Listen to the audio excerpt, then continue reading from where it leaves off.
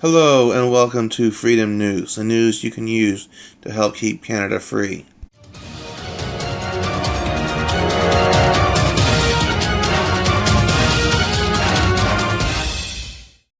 There are some people who believe that the Conservatives have signed on to the idea to use immigration as a method of replacement. That is not true. The videos I'm about to show will make that painfully clear.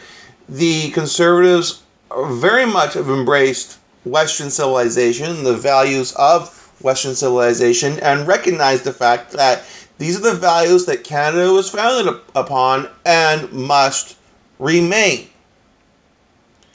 Now, some of you may be thinking, well, what about white people becoming a minority or non-existent? If that is your chief concern, then you obviously have the ideology that only white people are capable of having Western values. That makes you a racist. And if you're currently one of my subscribers, feel free to unsubscribe. You're not welcome on my channel. You sure as hell ain't welcome in my Canada. It's not about race. It's not about religion.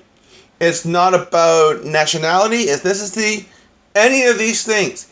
It is about shared values, shared Western values. And those values span across, can be found amongst people of all backgrounds, race, religion, nationality, ethnicity, all of it. White people do not hold a monopoly on Western values. So get that idea out of your head. If you're concerned about people who hold true to Western values becoming a minority, those fears can be laid to rest with the Conservative government. That will not come to pass under a Conservative government.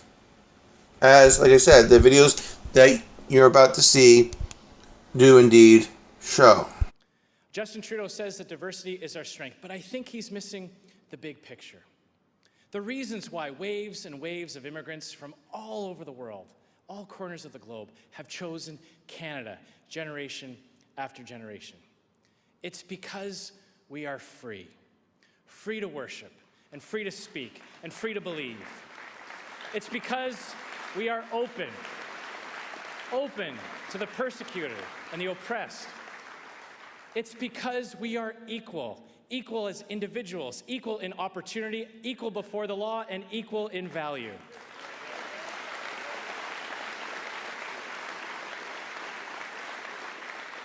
It is because of all these things that we are diverse. Diversity is a product of our strength. Our strength is and always has been our freedom. Now, I want to touch a little bit on immigration numbers, because I think in a lot of ways this topic has become a little bit of a red herring. There are those who say the number of immigrants in Canada that Canada admits is too high, and some have even made rash promises to reduce it without considering the economic impact. Similarly, though, there are those who say the number is too low and have set high targets without adequate integration services in place. In both cases, political purposes trump economic and social reality. As Prime Minister, I will set immigration levels consistent with what is in Canada's best interests.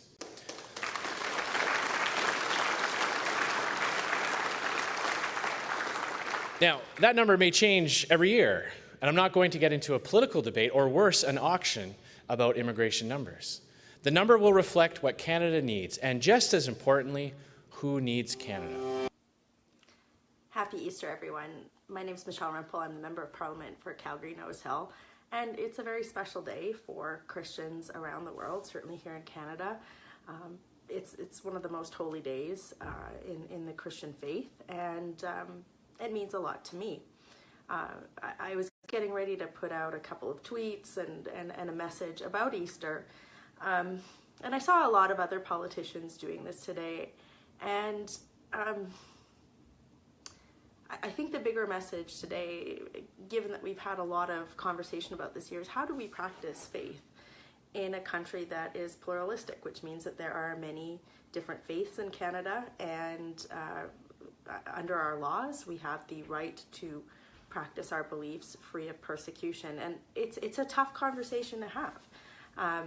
Even in a country as free, as prosperous as Canada, we still see incidences of religious hate, be it overt and violent, or be it discriminatory in practice.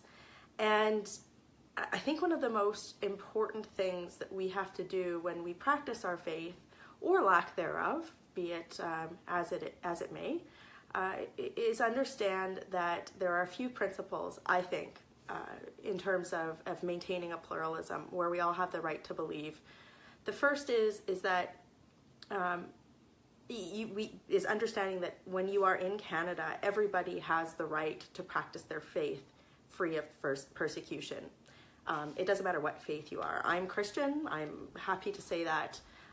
And I expect to be able to practice my faith free of persecution, as would any other person of any other faith. But there are some responsibilities associated with that, right? And the first is that while I have the right to believe what I want, I don't have the right to act on those beliefs if doing so harms another, or if it inhibits the equality of opportunity of another person. And those instances when we see the practicing of faith inhibiting the equality of opportunity of another, or religious doctrine harming somebody, that's where we do have criminal code languages around hate speech or violence. And it's very important that we don't shy away from having those conversations when we see instances where religious belief harm others. It's something that, I think I see us shying away from more and more in Canada, but it's something that it's vital that we do, otherwise we lose that pluralism. The next principle is that it is not the role of the state to protect a faith. It's the role of the state to protect the right of the faithful to practice their faith. And those are two very simple things, different things, because one is a theocratic, the underpinning of a theocracy where religious law undermines or underpins the law of the land, and the other is a principle that underlines pluralism. And we have to be very, very careful in Canada that we don't ever blur those two. It is not my job as a legislator to protect any faith. It is my role as a Christian, a practicing Christian, to live that faith in a way that is separate. It certainly influences some of my decisions, but I also understand that as a legislator, I have to, it is not my job, it's not the state's job to protect a faith. It's just my role as a person to try and be a better person through my faith and the teachings that are in there. And those are very different things. And we shouldn't, again, I see us sometimes in Parliament shying away from that more difficult conversation. And that's something that we can't do if we want to maintain our pluralism. And the last principle that I think is really important in terms of maintaining our pluralism is that we live within a context of compassion. I would like to think that the underpinnings of many faiths is compassion. Where it's not, that's where I would have a problem as an individual with that faith or the teachings of that faith. But to me, compassion is something that should underpin a pluralism. And to me, that's what Easter is all about. And, we could talk all about that at great length. But when we're talking about compassion, compassion is something that's difficult. It's not easy. Oftentimes you'll hear politicians talk about compassion, but compassion means talking about how we maintain pluralism through those responsibilities, loving beyond differences, disagreeing with someone with honor, allowing for a diversity of opinion, and understanding that just because somebody doesn't think the same way that you do, it doesn't mean that their voice should be shut down. So, you know, on Easter, for me, I always reflect on how blessed I am to live in a free country. I have traveled extensively around the world.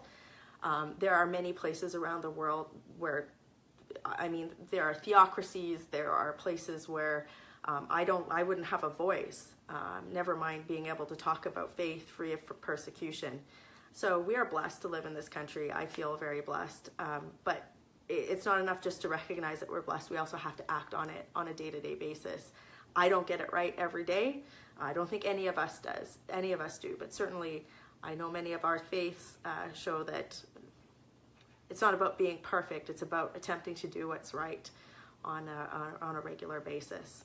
So, a little heavy conversation. I smell my cabbage rolls burning, so I should probably go take them out of the oven. But for those of you who are practicing, have a very, very blessed and happy Easter. Working hard for you. Have a great day. Thank you for watching. Like if you like, share, comment, and of course subscribe and hit that notification bell. And if you are able to, if you could, please click on that PayPal link in the description and make some form of a donation. It would be much appreciated. Thank you and have a good day.